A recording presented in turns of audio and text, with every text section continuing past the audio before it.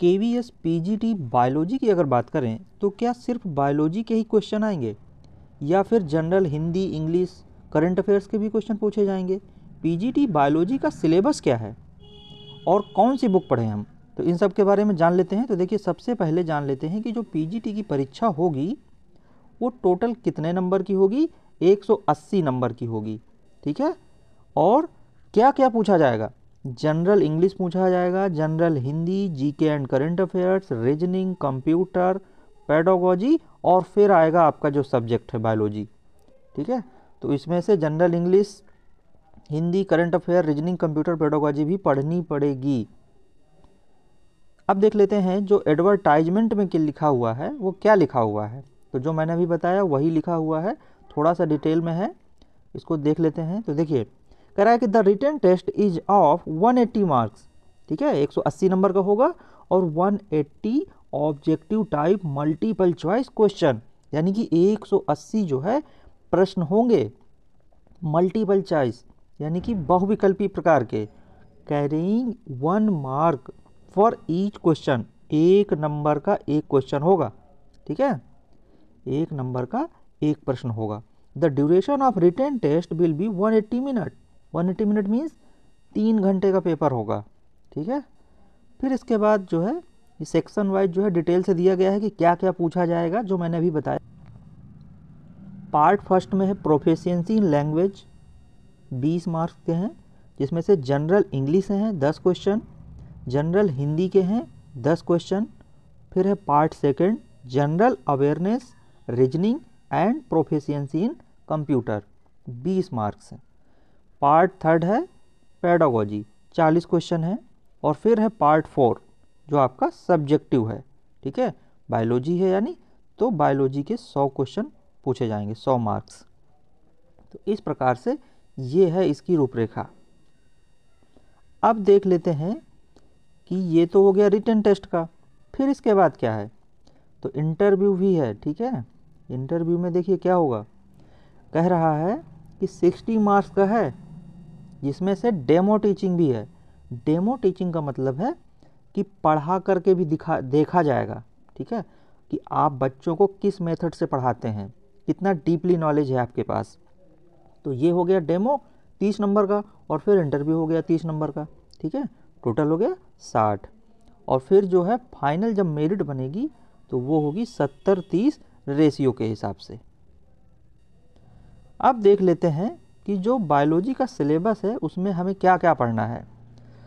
तो इसमें से देखिए, कह रहा है कि subject specific syllabus includes the concept of NCERT CBSE syllabus, ठीक है। जो सिलेबस होगा वो एनसीईआरटी की जो बुक्स होती हैं, सीबीएसई का जो सिलेबस है उसमें जो टेक्स्ट बुक हैं क्लास 11th एंड 12th, ठीक है, 11वीं और 12वीं की जो किताबें हैं उनसे आपको पढ़ना है, उनसे क्वेश्चन पूछे जाएंगे, ठीक है।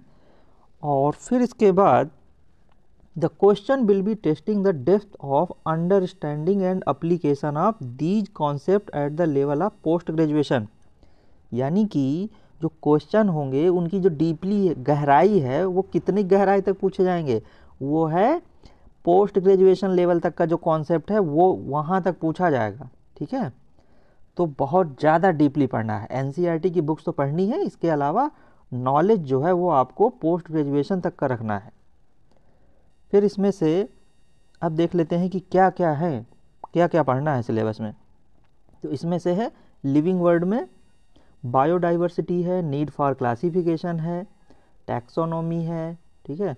और फिर इसके बाद है टैक्सोनॉमिकल हायरार्की है, बायनोमियल नॉमेनक्लेचर है, बायोलॉजिकल क्लासिफिकेशन में 5 kingdom classification, salient feature and classification of Monera, Protista, fungi into major group lichens, virus and viroids. Plant kingdom में पढ़ना है classification of plants into major group, salient features में है जैसे कि for example of alga, bryophyta, pteridophyta, gymnosperm, angiosperm, plant की life cycle, alternation of generation. तो ये हो गया प्लांट किंगडम। इसके बाद है एनिमल किंगडम। एनिमल किंगडम में salient feature and classification of animal, non chordates up to phyla level and chordates up to class level.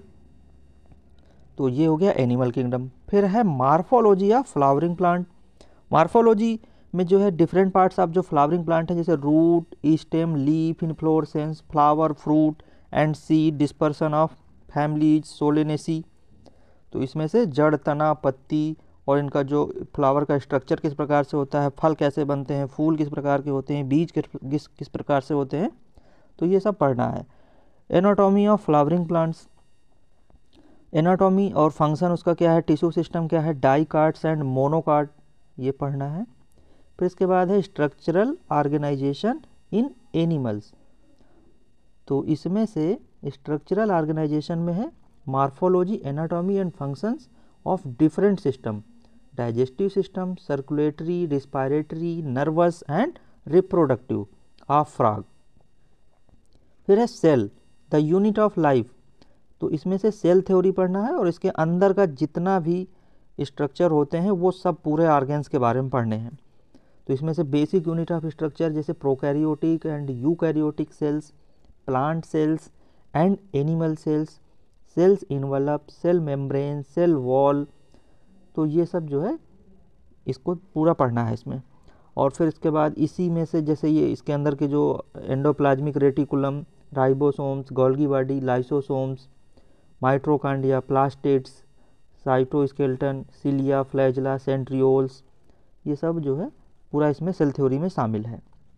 फिर है बायोमॉलिक्यूल्स, इसमें जो है लिविंग सेल्स है, biomolecules, structure and functions of proteins, carbohydrate, lipid, nucleic acid, enzymes, properties, enzyme action. फिर है cell cycle and cell division.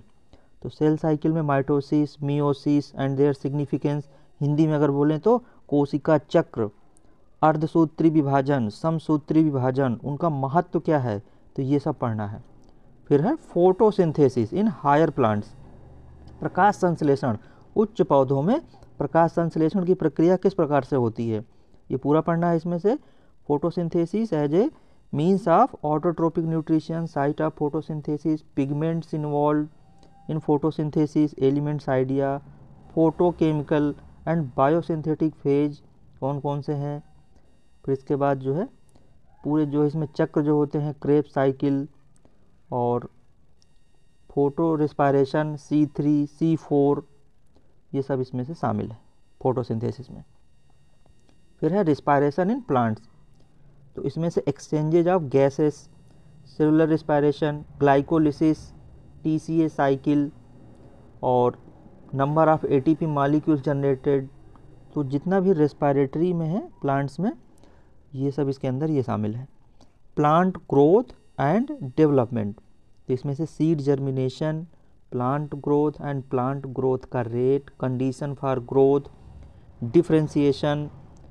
और फिर इसके बाद जो है इसमें से जो इनके जो रेगुलेटर्स होते हैं, जो ग्रोथ रेगुलेटर्स हैं, जैसे कि auxin, gibberellin, cytokinin, ethylene, abscisic acid, इन सब के बारे में भी पढ़ना है। फिर है breathing and exchanges of gases, introduction to respiratory organs in animals, respiratory system in humans, mechanism of breathing, श्वसन की कार्य प्रणाली किस प्रकार से है, उसका मैकेनिज्म क्या है, रेगुलेशन किस प्रकार से होता है, गैसों का आदान प्रदान किस प्रकार से होता है, transport of gases and regulation of respiration, respiratory volume, disorder respiration, जैसे कि अस्थमा हो गया और इसके जो डिसऑर्डर है रिस्पायरेटरी के, ये सब इसमें शामिल है।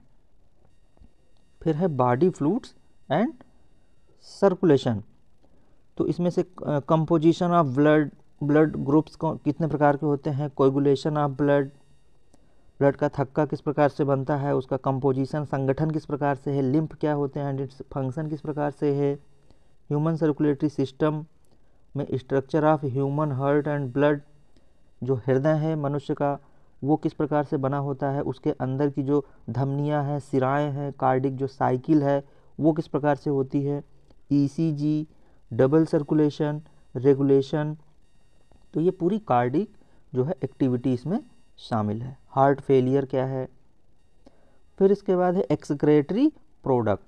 तो इसमें से excretory product and there elimination में जो है उत्सर्जन तंत्र जितना भी है, उत्सर्जी पदार्थ कौन कौन से हैं, तो इसमें किडनी के बारे में पढ़ना है। तो ये सब हो गया excretory of products there elimination. तो इसमें से किडनी का फंक्शन है, रेनिन है, और इनके जो ये आर्टिफिशियल किडनी है, किडनी ट्रांसप्लांट किस प्रकार से होता है, डायलिसिस क्या है, ये सब इसके बारे में शामिल है इसमें से। फिर है locomotion and movement.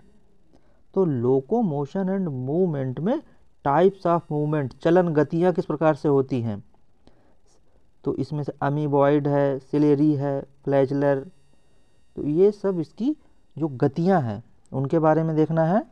Skeletal system और इनके जॉइंट्स, डिसऑर्डर कौन कौन से होते हैं, ये इसमें शामिल हैं लोकोमोशन एंड मूवमेंट में।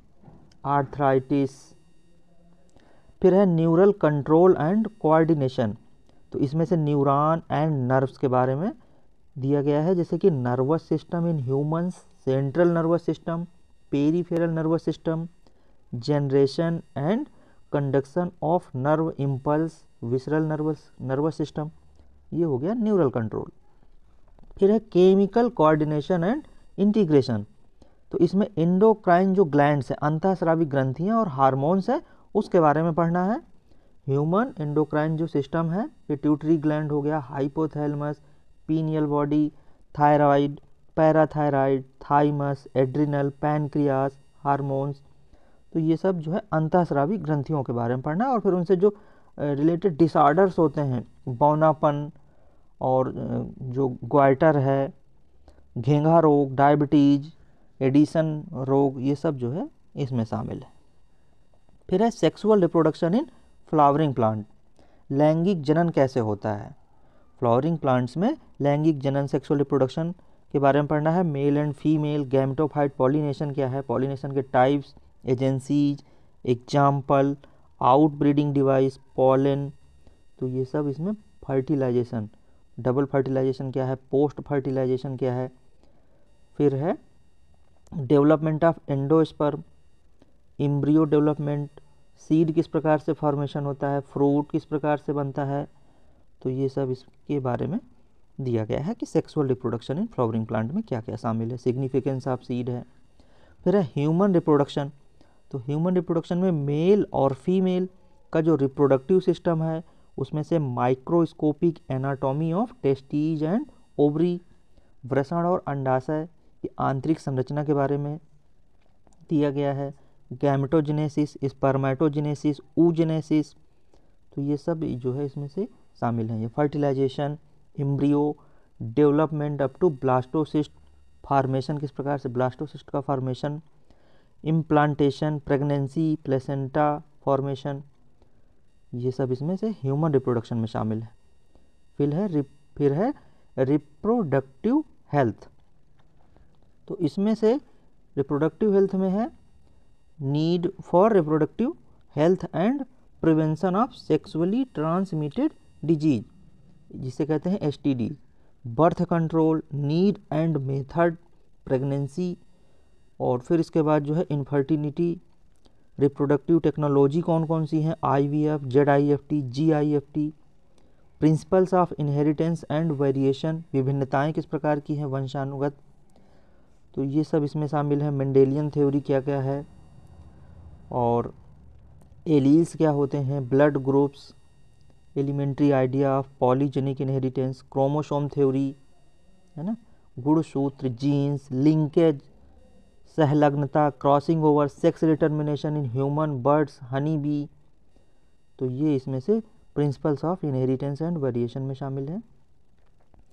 और फिर इसके बाद इसी में ही haemophilia, colour blindness, Mendelian disorder in humans, thalassaemia, chromosomal disorder, Down syndrome, Turner syndrome and Klinefelter syndrome, ये सब भी इसमें शामिल है। फिर है मॉलिक्यूलर बेसिस ऑफ इनहेरिटेंस।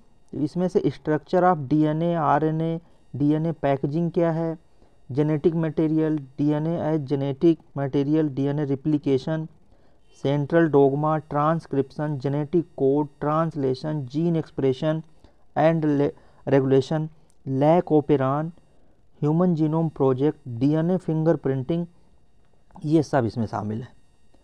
फिर है इवोल्यूशन। इवोल्यूशन में ओरिजिन ऑफ लाइफ, जीवन की उत्पत्ति किस प्रकार से हुई है, बायोलॉजिकल इवोल्यूशन किस प्रकार से हुआ है, उसके एविडेंस कौन कौन से हैं, बायोलॉजिकल इवोल्यूशन, उनका जो काल होता है, किस काल से किस प्रकार से उनकी ग्रोथ हुई, और फिर इसके बाद जो है डार्विन थ्योरी इवोल्यूशन की किस प्रकार से है, मैकेनिज्म क्या है इवोल्यूशन का, वेरिएशन, म्यूटेशन, रिकॉम्बिनेशन, और फिर इसके बाद नेचुरल सिलेक्शन विद एग्जाम्पल के साथ, types of natural selection, gene flow, और फिर ये हार्डी वीनबर्ग का सिद्धांत, ह्यूमन इवोल्यूशन। फिर है ह्यूमन हेल्थ एंड डिजीज, इसमें से पैथोजेनिक जो बीमारियां हैं जो किस प्रकार से होती हैं मनुष्यों में, तो ये ह्यूमन डिजीज मलेरिया हो गया, dengue, chikungunya, filariasis, ascariasis, typhoid, pneumonia, common cold, amoebiasis, ringworm, और उनका कंट्रोल किस प्रकार से होगा, बेसिक कॉन्सेप्ट इम्यूनोलॉजी के क्या हैं, वैक्सीन्स किस प्रकार से होती हैं, cancer, HIV, AIDS, drugs and alcohol, तो ये सब ह्यूमन हेल्थ में शामिल है। फिर है biotechnology, principles and process, genetic engineering शामिल है इसमें से, recombinant DNA technology, biotechnology and its application में क्या है, एप्लीकेशन ऑफ बायोटेक्नोलॉजी, यानी कि जो बायोटेक्नोलॉजी है उसके अनुप्रयोग कौन कौन से हैं, हेल्थ में, एग्रीकल्चर में, genetically modified organism, BT crops, human, insulin, gene therapy, molecular diagnosis, transgenic animals, तो ये सब हो गया बायोटेक्नोलॉजी एंड इट्स एप्लीकेशन। फिर है बायोटेक्स के बाद है ऑर्गेनिज्म एंड पॉपुलेशन, जनसंख्या के बारे में, समूह, संगठन कौन कौन से होते हैं, इसमें से समुदाय हो गया पॉपुलेशन का, growth, birth rate, death rate, age distribution, ये सब इसमें शामिल है। फिर है इकोसिस्टम, पारितंत्र, प्रोडक्टिव, डिकम्पोजिशन, एनर्जी का जो फ्लो है, पिरामिड, खाद्य श्रृंखला जो इसमें शामिल होती हैं, खाद्य चक्र, तो ये इकोसिस्टम में हो गया। फिर है बायोडाइवर्सिटी एंड कंजर्वेशन, इसी को कहते हैं जैव विविधता और संरक्षण, तो इसमें से इसके कॉन्सेप्ट कौन कौन से हैं, लेवल, पैटर्न्स, इम्पोर्टेंस क्या क्या है, लॉस ऑफ बायोडाइवर्सिटी क्या है, बायोडाइवर्सिटी कंजर्वेशन, हॉट स्पॉट क्या होते हैं, ऑर्गेनिज्म, रेड डाटा बुक क्या है, तो ये सब इसमें से, बायोस्फीयर रिजर्व क्या होते हैं, national park, wild life sanctuaries and Ramsar site, तो ये है बायोलॉजी का PGT का KVS का सिलेबस। अगर आप टेलीग्राम का हमारा चैनल ज्वाइन करना चाहते हैं तो वहाँ पर NCERT की बुक्स अपलोड कर दी गई हैं, तो उस चैनल से आप NCERT की बुक को डाउनलोड कर सकते हैं। टेलीग्राम में आपको क्या करना है, सर्च करना है बायोलॉजी PGT LT, ठीक है, ये आप सर्च करेंगे टेलीग्राम में, चैनल मिल जाएगा, येलो कलर का फोटो लगी हुई है बायोलॉजी की, उससे आप पहचान में आ जाएगा ये चैनल हमारा। तो इसमें से आप टेलीग्राम में जुड़ करके जितनी भी NCERT की बायोलॉजी की बुक्स हैं वहाँ पे अपलोड हैं, तो उनको आप वहाँ से डाउनलोड कर सकते हैं।